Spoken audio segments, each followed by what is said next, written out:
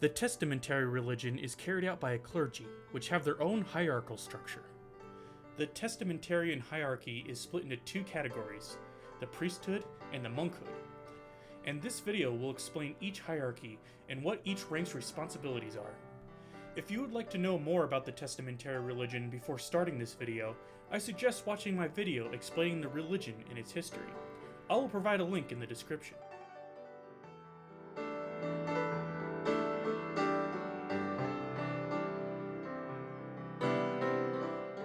The first hierarchy we will focus on is the priesthood.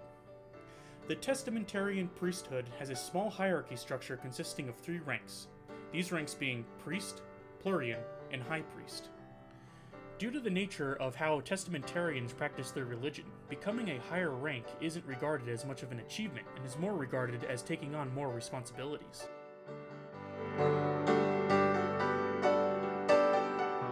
If a testamentarian wants to begin their journey in the priesthood, they must start by becoming a priest, which is the lowest rank in the hierarchy. To become a priest, the only qualifications are that the aspiring priest must be a testamentarian and a male. The first step in becoming a priest is to become an apprentice of one. The apprenticeship usually lasts 4 years, but it is up to the priest whether to grant their apprentice the rank of priest. A priest's duties include heading a church, organizing local holiday events, and hosting charity events. Some churches only have one priest, but most churches have a few. If there is more than one priest at a church, the position of head priest of that church usually goes to the longest serving priest. Most testamentarian priests never advance past this rank and stay as priests their entire lives.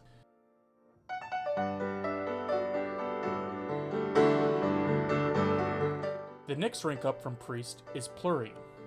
A plurian heads all churches within a city-state, or even a small country. Once a priest becomes a plurian, they will be a plurian for life. A plurian is seen as an administration role, and they rarely engage in sermons, leaving that to the priests. A plurian's main job is to request funding for churches and oversee general upkeep of churches that they are in charge of. Priests do not have to answer to plurians, as they are not seen as above them in rank.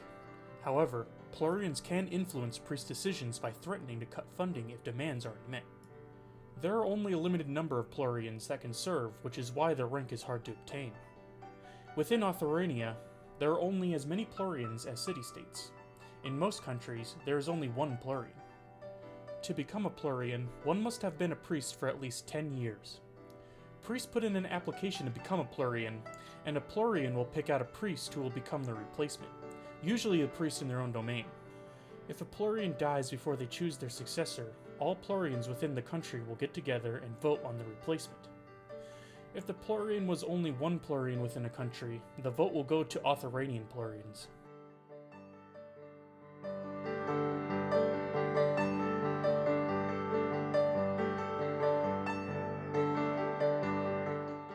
High priest is considered the highest rank in the priesthood and is the one rank where it is seen as a professional accomplishment to make it to this rank.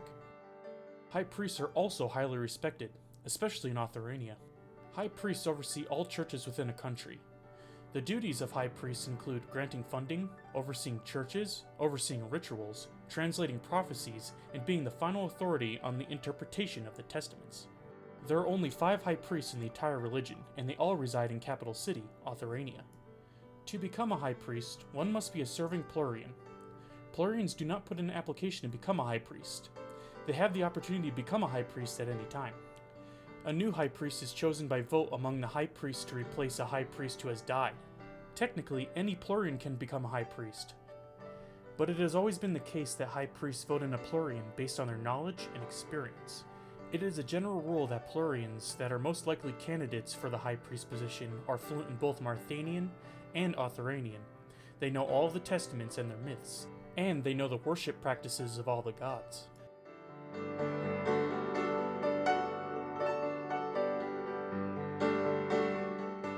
The second pipeline a testamentarian can choose to go down is the monkhood.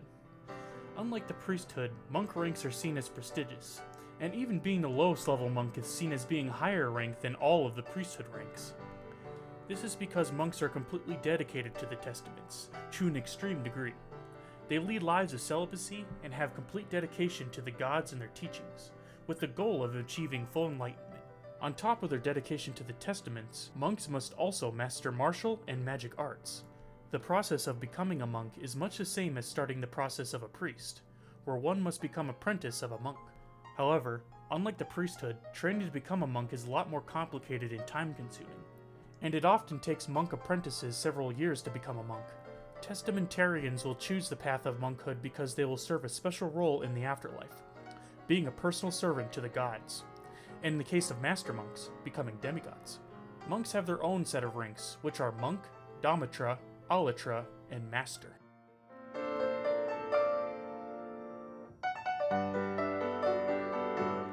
A monk is seen as the most novice in the monkhood, and least enlightened.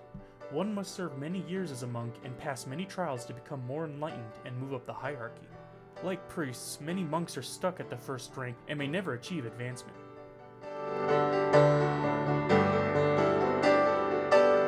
Domitra monks are more enlightened, but are also novice martial artists.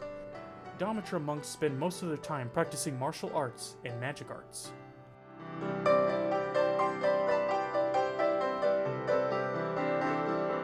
Alitra monks are more enlightened than Domitra monks and are also experts in martial and magic arts. An Alitra's only goal is to achieve the Master Monk rank by becoming fully enlightened. This task is extremely difficult, and most Alitras do not achieve the Master Monk rank and never achieve full enlightenment.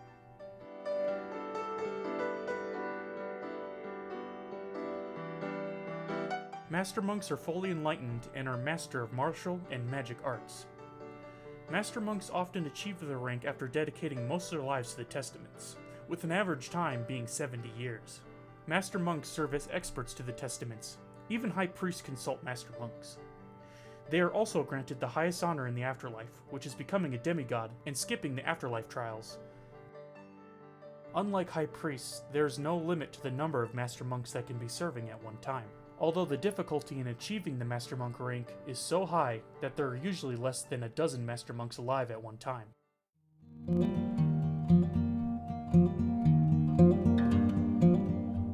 The Testamentarian clergy are important to the day-to-day running of the religion.